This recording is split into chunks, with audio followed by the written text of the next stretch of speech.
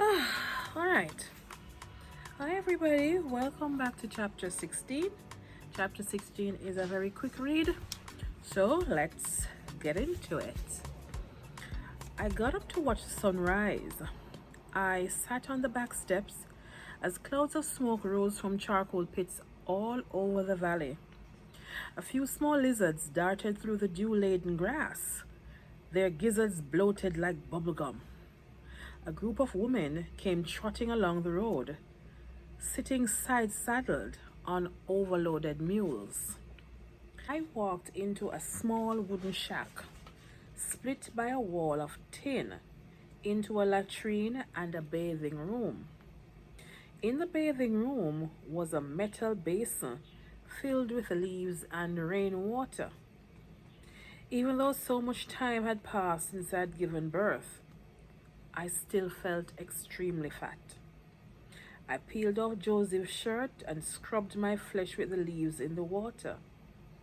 The stems left tiny marks on my skin, which reminded me of the giant goosebumps my mother's testing used to leave on my flesh. I raised a handful of leaves to my nose. They were a potpourri of flesh healers, catnips, senna, sarsaparillas, cowasol, the petals of blood-red hibiscus, forget-me-nots, and daffodils. After the bath, I wrapped a towel around me and ran back inside the house. My grandmother was sitting on the edge of her canopy bed. Her mattress had open seams where she stuffed her most precious belongings. Sophie? Say who? It's me, I said, standing in the doorway. Her room was crowded with old baskets, dusty crates, and rusting steel drums. On an old dresser was a statue of Urzuli, or goddess of love who doubled for us as the Virgin Mother. Her face was the color of corn, and wrapped around her long black hair was a tiny blue handkerchief. I went to Tante T's room to get Bridget. Tante T was bouncing up and down on her four-poster bed with Bridget between her legs. Her room had no windows.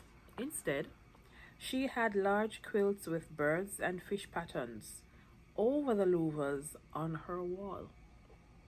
I took Bridget back to my room for a sponge bath. She giggled as I sprinkled scented talc between her legs. Her body was a bit warmer than usual.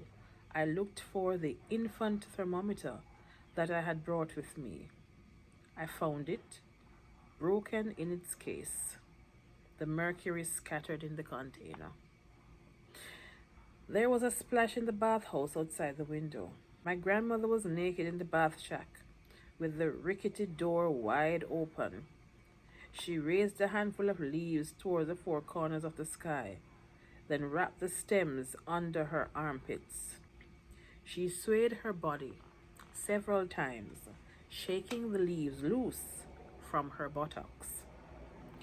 My grandmother had a curved spine and a pineapple-sized hump, which did not show through her clothes. Some years earlier, my mother had grown egg-sized mounds in both her breasts, then had them taken out of her. Okay,